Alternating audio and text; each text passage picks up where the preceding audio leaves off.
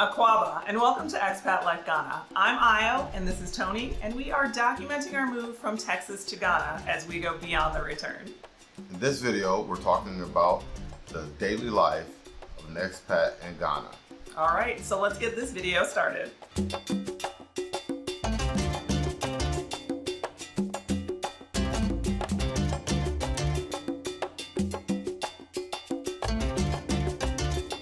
So we get a lot of people kind of curious about what we do every day now that we're living in Ghana, and we thought this would be a good time to take a look at what life is like here. Right. I feel like we haven't had a normal week though since we've been here. Yeah, things still don't seem like they're normal with the holidays going on. So we no. don't know what a normal day is yet. Yeah, it's like we arrived in like 4 months ago now.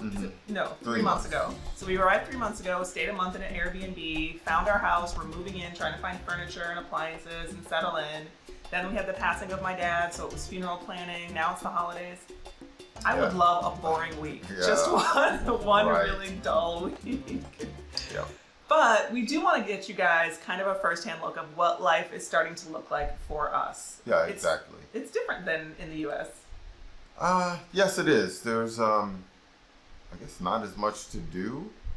And yet, so much to do. And before you know it, there's like, holy cow, where did they go? You know, it's this guy loses days for real. Yeah, like, I didn't realize today was Thursday. I thought it was Wednesday. I'm like, where'd the day go? So it does. It goes by really, really fast.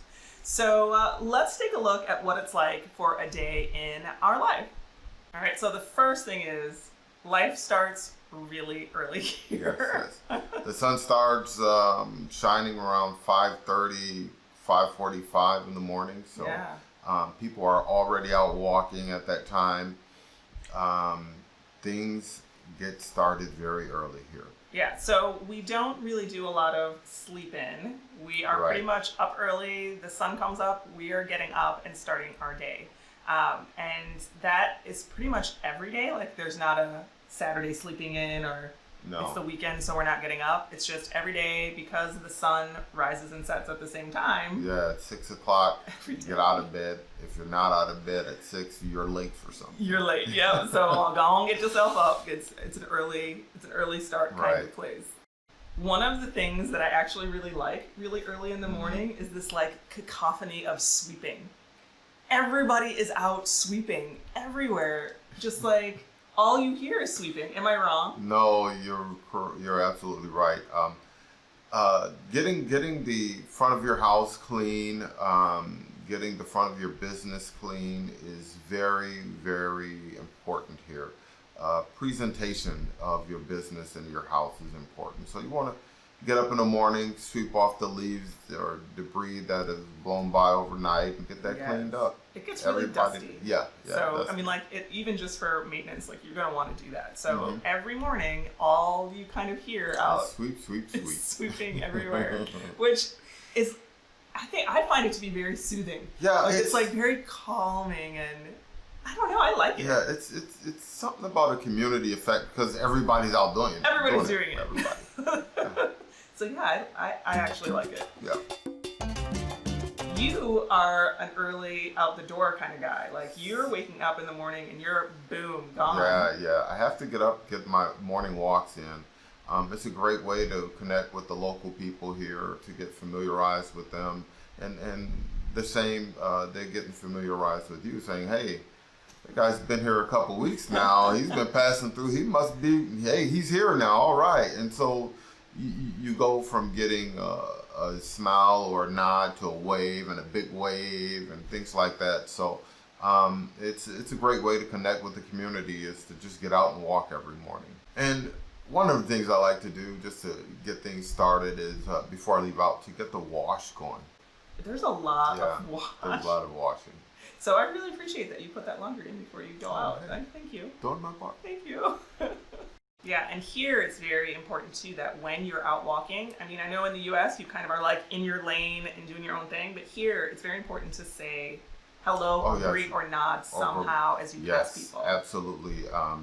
The stigma of talking to your neighbors is not here. They, you pass by somebody, it's good morning, and wave or salute, or it's something. It's something, some type of greeting. So that's very important. And I just feel like this is my home. This is my community from the way I get treated by the people. Absolutely. And you find all of the nooks and crannies of the neighborhood from your walking. Like, oh yeah, it's amazing to me how someone will be like, oh, it's right near the plumber, and you're like, there's a what? And then you take time, and then like a little cranny is the plumber's shop, and you would never see it driving. So you find and also, I hate to say this, but I find out where the best foods are, the best local eats are, because in the morning when you're walking, you're like, hey, that stand over there is really busy compared to the one around the block, and it's only a couple of people there, so you get to find out where the best eats are.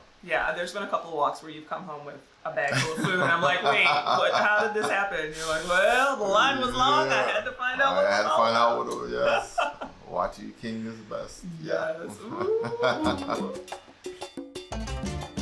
So you head out and do your walk. I myself, the introvert that I am, stay in, and I do a little bit of yoga. And this is really like all of the exercise that I get in a day other than walking.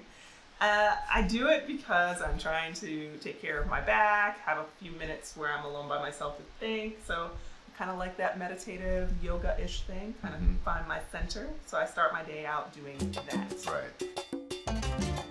Now, you may be wondering what's going on with the boys during all of this time. They get up pretty early, actually. Yeah, they do. I don't think they're much of like the sleepers in, and we're pretty fortunate. Our kids wake up happy. Yes. Like most days they wake up. You wake them up early because they stayed up too late. They're not happy about that, but otherwise it doesn't happen too often. Yeah, otherwise they wake up happy kids, which is good. And they don't have any immediate obligations, so they kind of fend for themselves in the morning, whether they are going to be reading, getting up and playing with toys, going outside for a little bit. They have a little bit of downtime. So getting the boys up and out of bed.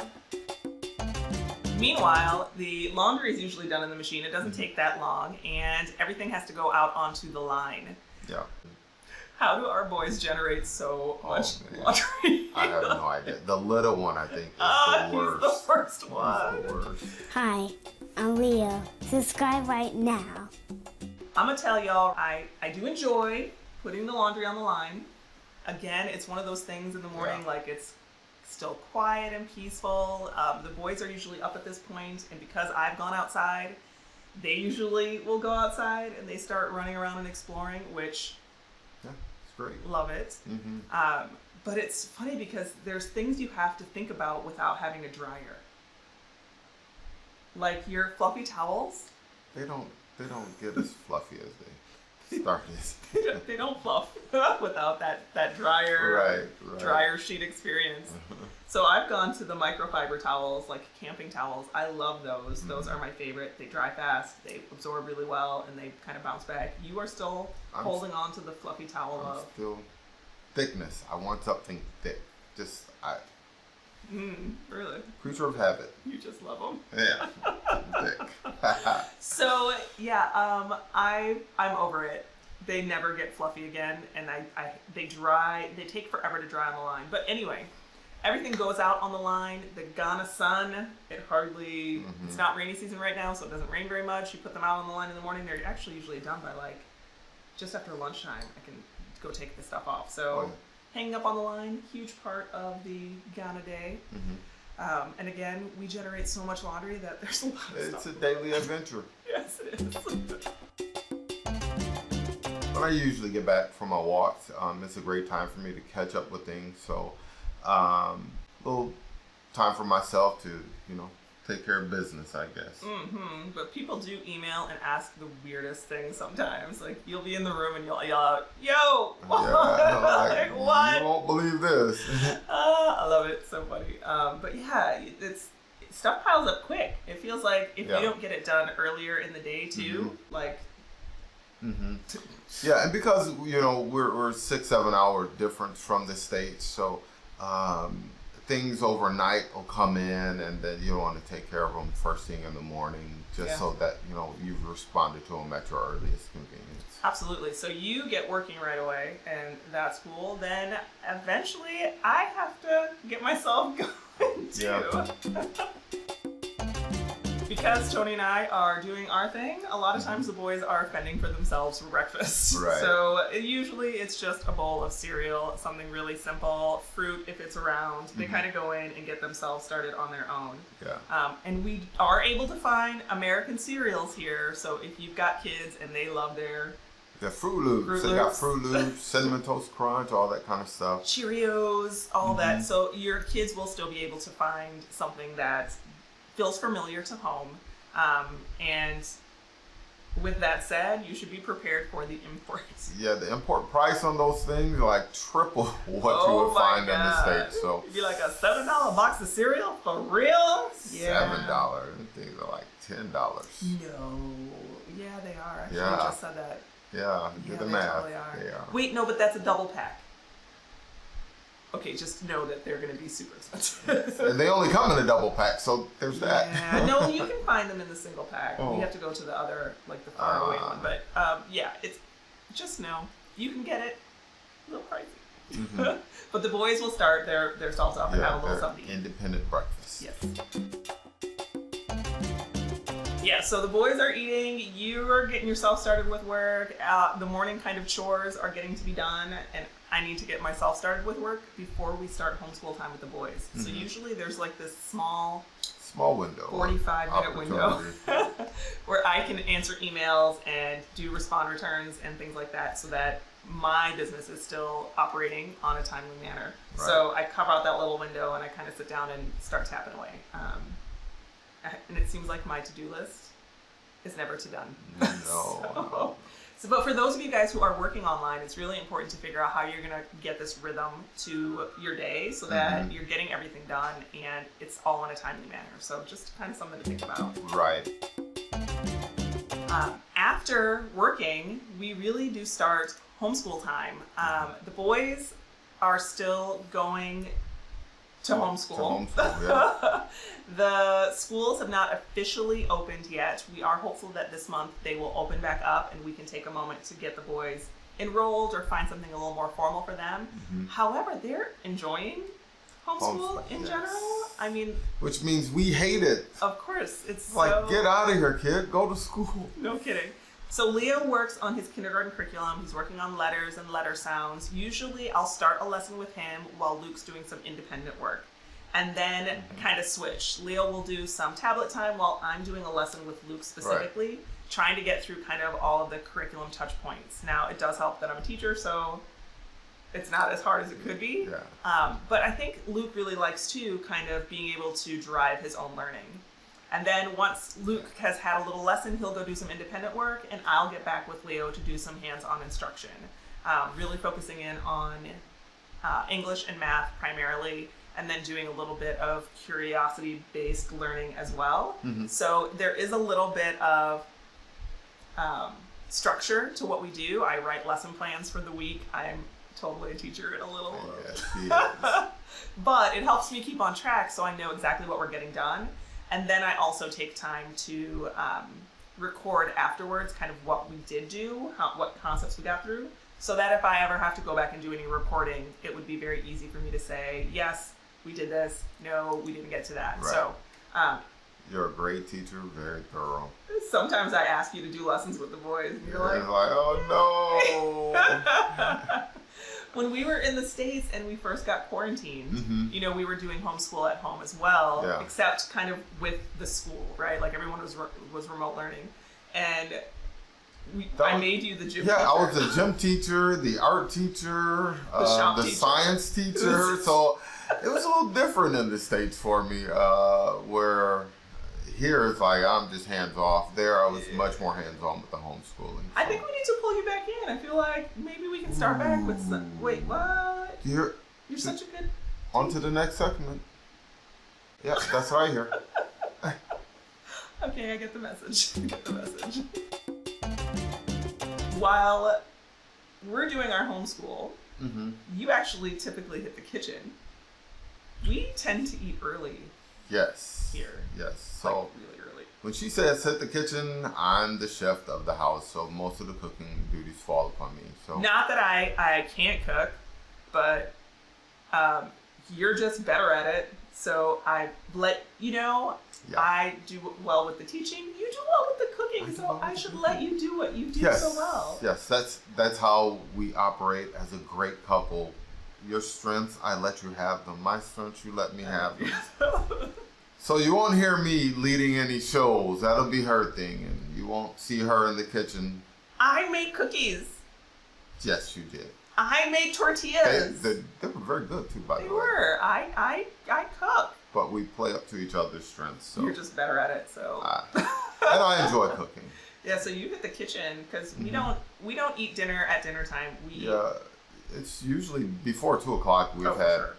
We've had dinner, and we'll snack later. But by 2:00 we've had dinner, and that's that. Yes, the kids have fondly started calling it dunch or dinner. It depends because they're always like, "Is this lunch or is this dinner?" And we're like, "It's both." Yeah, just eat it, kid. Yeah, but it's like your day ends so early that you can't really wait until like 6 or 7 to have dinner. Yeah, if you're waiting that late to have dinner, it's and then you go to sleep on a full stomach. Oh no, it's really not good. I don't like it. Maybe in my younger days, but now I'm just like, no, we got to eat earlier. I gotta have time to. Yeah, and I think part of that too is people go to bed too early here. You know, you see the rush of people getting in from work around 6:37, and then after 9:00, the streets are almost dead. Yeah. Through the week. I completely agree. So we eat our big meal earlier in the day, and Tony does a great job of getting in the kitchen and getting all of that taken care of. And meal preps and everything. Getting Thank that early. you. Oh, no problem. Although I'm more than willing to add cookies to the equation. In the afternoon is also when we try to get our things done after homeschool is finished and our work day is kind of done. That's when we can do things like pay the bills, get gas, do errands, run do out. some shopping, Yes. go visit someone. Whatever we need to do outside of the house usually happens in the afternoon. Right. But what is really great about our Ghana life here is that Luke has more autonomy in the community. So we feel very secure in letting him run to the market. Go off, son. See you later. We are cautious. We walk through where things are, how to get there, what the procedure should be, all of that thing.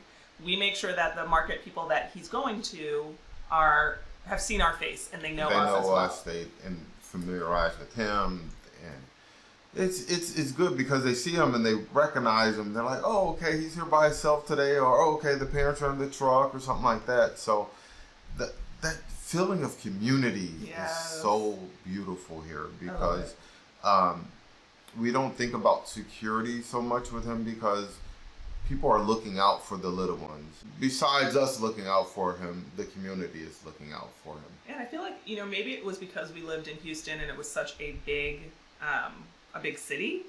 Even in our little pocket of community, I totally felt secure with Luke going out and being, riding his bike, but it still was very much like, okay, I need to be able to see Don't you. go past, these 2 blocks or something like that. And it wasn't even like I wanted him to stay on our street. I didn't want him to go where I couldn't see him in either direction if I went out of the front door. But here, because the community is so strong and people really do remember and recognize you, like we've just had to train them a little bit differently. The other day, actually, when we went to the market, I was trying to remind him that part of being here is that when he goes into stores and when he goes into community, he needs to make sure he's having a conversation with the shop owner, not just saying hello and please and thank you, which obviously are awesome to do. Great, but that he asks how they're doing or how the day is going, if they're well, something to spark a conversation. And I feel like that is actually a little bit more expected. Yes. Here, the general conversation. Right. You can't just get to business here, where you say, "Hey, so I need this." I'm like, "Oh, you're just a rushy, brass American." It's never business first. It's always, let's sit down. Hey, how are you? How's the family? How's it going? Yes. What's new? There's always something that you're going to talk about before you start talking about business. Absolutely. And it makes phone conversations really long because I'm always like, oh my God, on the phone. There's Hello. 5 minutes. Hello, how are you? I'm well. How is the family? They're doing well. How are you? I'm just like, oh my There's God. 5 minutes of pretext before you get to the business. And even people that you know well. Yes, like even, absolutely. It's not like it's just associates or, Or strangers. business or something like that. Yeah. No. I can call Elliot. And I could have just talked to him last night and talked to him this morning. There's going to be a 5 minute. So how are the kids? Are the kids well? Yes. How are they? It's like, oh my goodness. And I know, goodness. like, we embrace it, whatever. It's part of building the community, but it is kind of funny at the same time because you're like, no, seriously, we're all still good because I just talked to you like 4 hours ago. We're still fine. Yeah. But you have to learn to add that piece to your conversations, Right. so that you're not seen as abrupt, Brash, yeah, just like rude. So that's something that we're trying to get the boys to have a better understanding of, is how to follow the cultural norms here a little bit more. Right. And that does mean that when you go into the shops, you need to, if you want to build that relationship, you need to ask how the person is doing, if they're well, how their family is, these kinds of things, to make sure that they're connecting with you. Absolutely. Yeah. So in seriousness, we do really run a lot of errands and get a lot of things done. Not always together. Sometimes you're out in the community taking care of things. Sometimes I'm out taking care of things, driving the truck on my own. Hey, I saw that. I saw that. It's all right. So, sometimes the boys are going out to do things for us. So we're all just kind of, I guess, just cultivating that community and that place here. I know the other day we found the really good bread shop. Oh, wow. Oh my God, like the fresh baked bread just out of the pan. It's hot. Oh, so good. It didn't make it home. It actually did not make it home. We ate an entire loaf of bread, the four of us, in the car. Yeah. And then had to go back and get another bread because we were out of bread. Is why we stopped. Go back and get another loaf of bread. That fresh life is awesome. That was some of the best bread I've ever had in my life. Yeah, so, it does change how you do things here. You can't buy bulk groceries and have them last the whole week. You're really going out every day to get what you need. What you need for that night or the next very day. next day, but not for, like, next weekend. Like, that or is not... 3 or 4 days ahead. It doesn't last that long. So we are having to I think do a little more I think shopping. those are, at least for me, my biggest challenge is shopping for food, because you never know what we want to eat. So it was always great to have this big fridge with all the stuff you can just pull from. Where here, it's like, okay, what do you want to eat today? What do you want to eat tomorrow so I can get it today and have it ready for tomorrow? I feel like we should have put that into the video earlier, right? Like every single day, one of us asks the other one, what are we going to eat today? And the other one goes, I don't know. That's like everyday event. But you are totally right. Like, it's really hard. Even we were at the market 4 days ago, and we bought a fresh pineapple and a fresh mango. Or 2 fresh mangoes. We ate 1 mango that day, like gone. Yeah. And our thought was the next day, we'd have the pineapple or the other mango. Well, it's 4 days later and that pineapple and mango are still sitting there. You can eat that today? Somebody's gonna have to eat that Somebody's today. gonna have to eat it today. But it's like you don't buy ahead. You buy for today. For the need. Yes. And maybe if you know what you need tomorrow, you buy for tomorrow. But that just means that we're out a lot trying to grab things we need. And that is definitely part of Ghana living. Yes. Well, that's it. That kind of wraps up a typical day. Part of the work that you do when you sit down and do work is get into our Facebook group. Yes. If you are not already a part of the Facebook group, you should definitely be a part of it. If you are thinking you're going to move to Ghana or you are already an expat living in Ghana, we have a pretty lively group of folks. Right. And for the new year, I'm trying to make it a point of posting more things that are happening out in the community. There's a lot of Beyond the Return events that are happening. Afrochella just happened. You totally did. You made a whole post about Afrochella. Yeah, that was nice. Afrochella Block Party. I was there 2020. Panafest celebrations are going to be in July and August, somewhere around there. So they're starting to get things going with what they want to do for those couple of weeks. And I'm starting to pay a little more attention to activities around. So yeah. Plus, we do our meetups. At least we're trying to shoot for once a quarter. So once every 3 months, we'll have a meetup. So you want to be in there for that. So maybe next month we'll start planning something, or at the end of this month we'll start planning it for next month. Yes. February. Yeah, February. I'm thinking February. Yeah. All right. So if you're not in the group, I want to make sure you get in there. Yeah. Join the group. Absolutely. And with that being said, Charlie out.